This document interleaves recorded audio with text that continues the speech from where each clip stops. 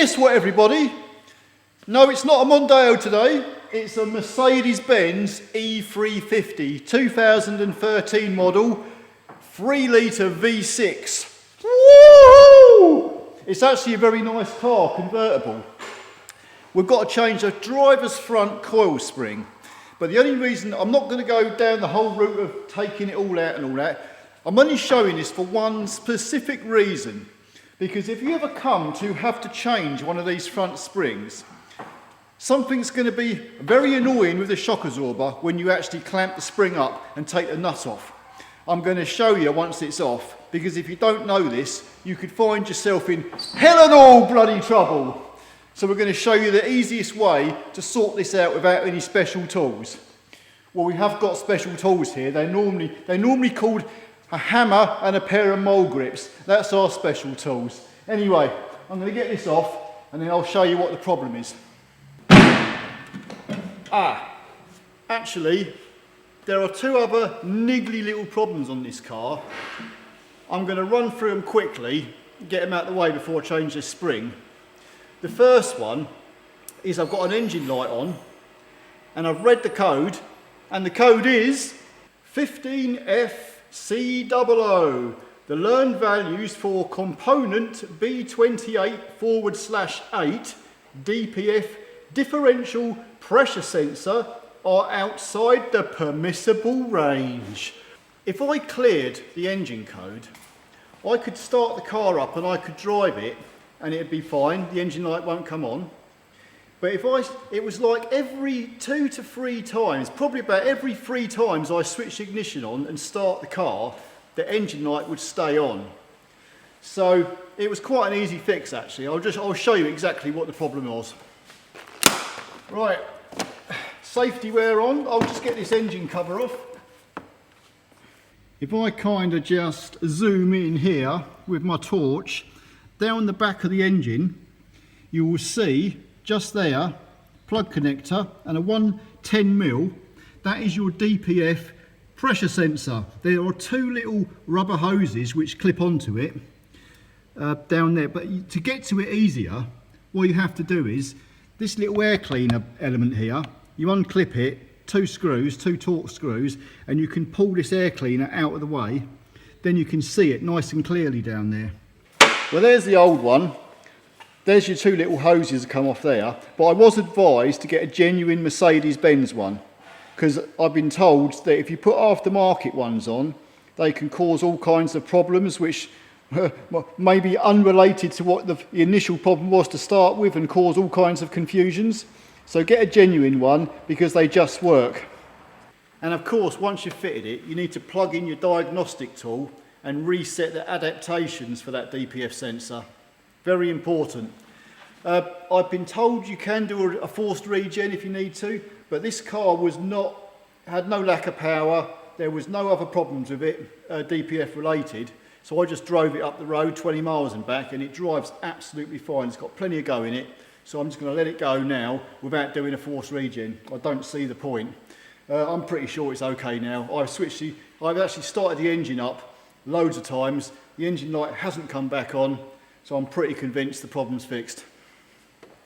Anyway, just quickly, I was driving this car through the village, and flipping heck, I'm telling you now, both front wheels were rattling, and I mean rattling. It sounded like something was flipping about to fall off it. And what it was, just in there, you can see that spring on the brake caliper. It retains the brake caliper to the brake carrier and stops them chattering. And one finger of that spring was broken either side. There, if you get a better view through there.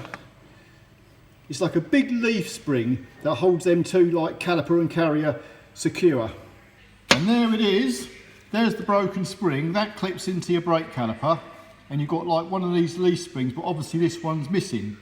So the blooming caliper is chattering against the carrier. And I'm telling you, flipping heck, it rattles, and I mean it rattles like you would not believe. You'd think the bloody wheels are falling off. Anyway, that's the part number for them springs if you need to get them. There's only one difficult thing about getting this shock absorber leg off. And that's hoping the locking wheel nut undoes. In you pop. Yeah! Woo! It's coming out. There we go. Hard part over. There is our problem. The actual bottom coil, I'd say like one coil has completely snapped off and fallen off down the road.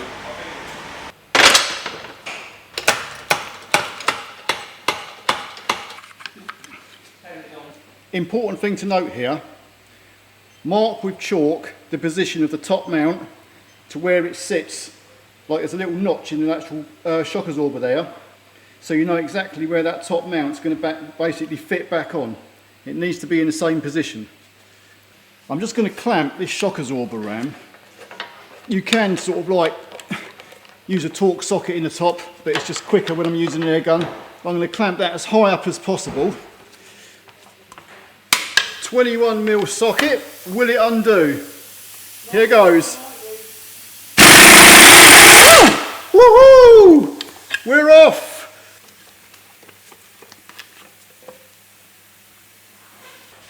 There we go. Woohoo!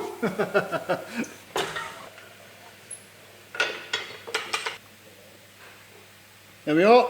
That's a clean break.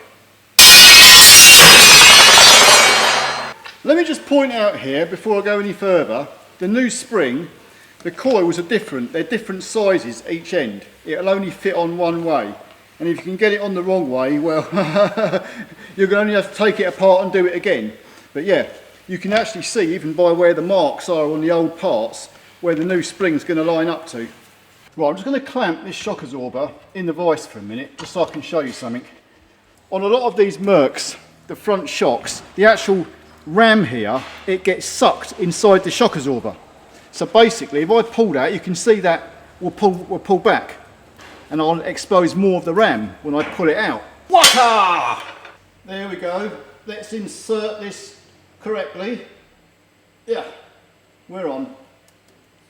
Right, here he comes. Come on, I need your help. I'm totally inadequate to do this by myself. Not this again. This is your thing. Shut up, Andy. Little old junk! You're boring, you little old junk. That told him. Right. Hang on, let me get the LCD screen. So, yep. Right. Doesn't want to move. What have we got to do? Right, line that up. Line the bottom spring into the holder properly. Yep, we'll get there eventually. There you go. So, computer says no. It's literally like there isn't much showing, so I can't really fit the top mount properly, but we need to compress the spring as much as possible. And there's a lot of pressure on that spring. The good thing we've got a proper bloody spring compressor here. That is if that come off, that'll take your head off. So now it's like if you've got them like ordinary spring compressors, the strut ones, don't even bother. You need something like this.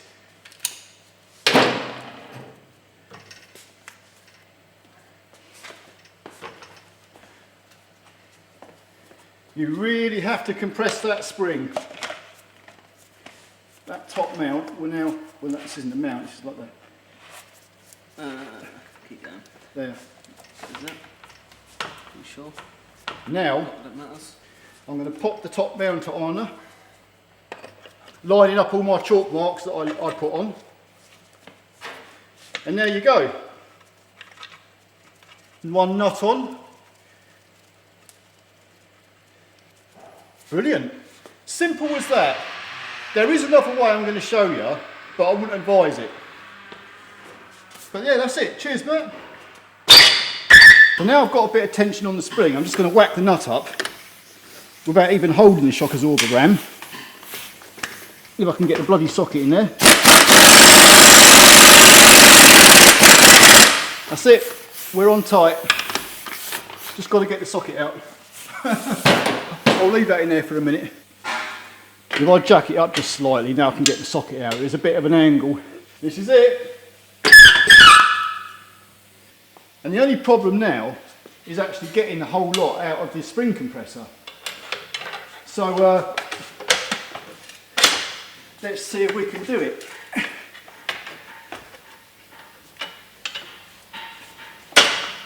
It's a-coming. It's all a little bit on the dodgy side, but there. Woo! There we go. The flipping spring is now sat properly in the bottom. There's a piece of rubber in there at the bottom cup, bottom holder of this shock. That's sat in the correct position because there's a little tab there where the spring sits. The bottom of the spring is supposed to butt up against. And the whole spring is now on perfectly in the top of the mount as it's supposed to be. I lined the top up with the actual marks the old spring was sitting in. And that's it. The other way I was going to suggest, which can be tricky, but it might do the job. If you put the shock absorber, this is if you just cannot compress that spring enough. If you put the shock absorber in a vise and you've got an assistant to pull the ram as far out of the shock absorber as possible, put a piece of rubber around the bottom of this ram and put a really, really good Jubilee clip over the rubber and clamp it up so the Jubilee clip is butted up against this base piece, then the ram can't go back down, if you know what I mean. That way the ram's being held out and it could give you that just enough to get the spring on. Right, so I'll just bolt this back on. I just wanted to show this because if you ever get one of these, you could find yourself in trouble, and I don't know, they're not easy to do, and you might not be expecting this. Like most shock absorbers, you can just pull the ram out, put the new spring on and done. These are not like that because these get sucked in, and if you don't know that, you can find yourself in all kinds of difficulties. So, hey ho. Anyway, I'm going to bung it back together. Yeah! Woo! I thought alley wheels were supposed to be light. You've got to be freaking kidding me. That's it. That's all I've got to offer this week. Just like the junkie, I needed my fix. I just needed that one last video to get out there. Something for this weekend. Anything will do. Anyway, I'm just going to come down now and calm down. Right, so till the next time, take care out there. This seems a good point to end the video. Adios!